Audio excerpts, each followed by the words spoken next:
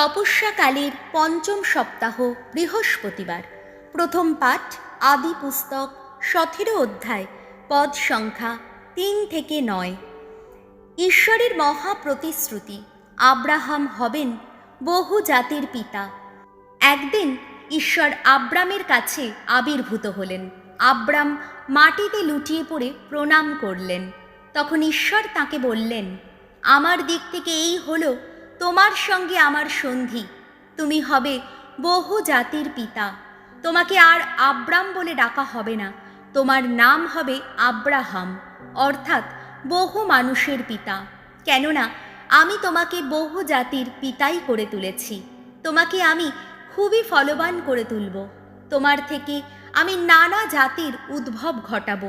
তোমার বংশধরদের কেউ কেউ রাজা হবে। আমি আমার এই সন্ধি স্থাপিত রাখব আমার আর তোমার মধ্যে, আর তোমার পরে আমার ও তোমার বংশধরদের মধ্যে। পুরুষানুক্রমেই তা স্থাপিত থাকবে, তা হবে চিরস্থায়ী এক সন্ধি। এইভাবে আমি হব তোমার আপন ঈশ্বর, আর তোমার পরে তোমার বংশধরদের আপন ঈশ্বর। তোমার এই প্রবাসের দেশ, এই গোটা কানান দেশ আমি তোমার হাতে আর তোমার পরে তোমার বংশধরদের হাতে তুলে দেব। তা চিরদিনের মতোই তাদের আপন দেশ হয়ে থাকবে, আর আমি হব তাদের আপন ঈশ্বর। ঈশ্বর আব্রাহামকে আরও বললেন, তোমার দিক থেকে আমার এই সন্ধি তোমাকে কিন্তু পালন করে যেতেই হবে, তোমাকে আর তোমার পরে পুরুষানুক্রমে তোমার বংশধরদেরও। প্রভুর বাণী। শাম সঙ্গীত ধুয়ো। প্রভু ভোলেন না কোনোদিন তাঁর মহাসন্ধির কথা। ভগবান যিনি, শক্তির আধার যিনি, করো তোমরা তাঁর অন্বেষণ। তাঁর শ্রীমুখের নিরন্তর করো অন্বেষণ। ভুলে যেও না তাঁর অপরূপ শত কীর্তির কথা, তাঁর অলৌকিক যত কাজ, তাঁর যত বিচার উক্তি। ধুয়ো। প্রভু ভোলেন না কোনোদিন তাঁর মহাসন্ধির কথা। তাঁর সেবক আব্রাহামেরই বংশধর তোমরা সবাই। তোমরা তো যাকোবেরই সন্তান, স্বয়ং ভগবানের মনোনীত জন। সেই স্বয়ং ভগবান যিনি, তিনিই তো আমাদের আপন ঈশ্বর। সারা বিশ্বে সক্রিয় তাঁর ন্যায় বিচার। ধুয়ো। প্রভু ভোলেন না কোনো দিন তাঁর মহাসন্ধির কথা। তিনি তো সর্বদাই মনে রাখেন তাঁর সেই সন্ধির কথা। সহস্র প্রজন্মের উদ্দেশ্যে বিঘোষিত তাঁর সেই অঙ্গীকার, আব্রাহামের সঙ্গে সম্পাদিত তাঁর সেই সন্ধির কথা, ইসাকের প্রতি উচ্চারিত তাঁর সেই শপথের কথা। ধুয়ো। প্রভু ভোলেন না কোনো দিন তাঁর মহাসন্ধির কথা। বাণী বন্দনা।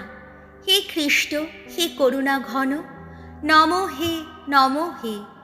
আমরা যেন প্রভুর বাণী আজ কান পেতে শুনি, আমার যেন হৃদয় দুয়ার বন্ধ করে না রাখি। যোহন রচিত মঙ্গল সমাচার 8 অধ্যায়, পদ সংখ্যা 51 থেকে 59। যিশুর আগমনে আব্রাহাম গভীর আনন্দ পেয়েছেন। যিশু একদিন ইহুদিদের বললেন, আমি তোমাদের সত্যি সত্যি বলছি, কেউ যদি আমার বাণী মেনে চলে তবে তাকে কোনো দিন মৃত্যুর মুখ দেখতে হবে না। তখন ইহুদি ধর্মনেতারা তাঁকে বললেন, এইবার আমরা বুঝতে পারছি যে আপনাকে একটা অপদূত পেয়েছে। স্বয়ং আব্রাহাম মারা গেছেন, প্রবক্তারাও মারা গেছেন, আর তবুও আপনি কিনা বলছেন কেউ যদি আমার বাণী মেনে চলে তবে তাকে কোনো দিন মৃত্যুর অভিজ্ঞতা পেতে হবে না। আপনি কি তাহলে আমাদের পিতা আব্রাহামের চেয়েও বড়? তিনি তো মারাই গেছেন, আর প্রবক্তারাও তো মারা গেছেন। আপনি নিজেকে কি বলে দাবি করছেন? যিশু উত্তর দিলেন, আমি যদি নিজেই নিজের মহিমা প্রচার করে বেড়াতাম তবে আমার সেই মহিমার কোনো মূল্যই থাকতো না। আসলে আমার পিতাই আমাকে মহিমান্বিত করেন। হ্যাঁ, সেই তিনি যার সম্বন্ধে আপনারা বলে থাকেন যে তিনি আপনাদের ঈশ্বর। তাকে আপনারা জানেন না, কিন্তু আমি তাকে জানি। যদি বলতাম আমি তাকে জানি না, তবে আপনাদের মতো আমিও হতাম মিথ্যাবাদী। কিন্তু না, তাকে জানি আমি এবং তার বাণী মেনেও চলি। আপনাদের পিতা আব্রাহাম এই ভেবে গভীর আনন্দ পেয়েছিলেন যে তিনি আমার আগমনের দিনটি দেখতে পাবেন, আর তা দেখতেও পেয়েছেন তিনি, আর তাতে আনন্দিত হয়েছেন। ইহুদি ধর্ম নেতারা তখন যিশুকে বললেন, আপনার বয়স তো এখনও 50 বছর হয়নি, আর আপনি কি না আব্রাহামকে দেখেছেন? যিশু উত্তর দিলেন, আমি আপনাদের সত্যি সত্যিই বলছি, আব্রাহাম জন্মাবার আগে থেকেই আমি আছি। তখন তারা তাকে পাথর ছুঁড়ে মারবার জন্যে পাথর কুড়োতে লাগলেন। যিশু কিন্তু সবার সামনে থেকে আড়ালে গিয়ে মন্দির ছেড়ে বেরিয়ে গেলেন। প্রভু যিশুর মঙ্গল সমাচার।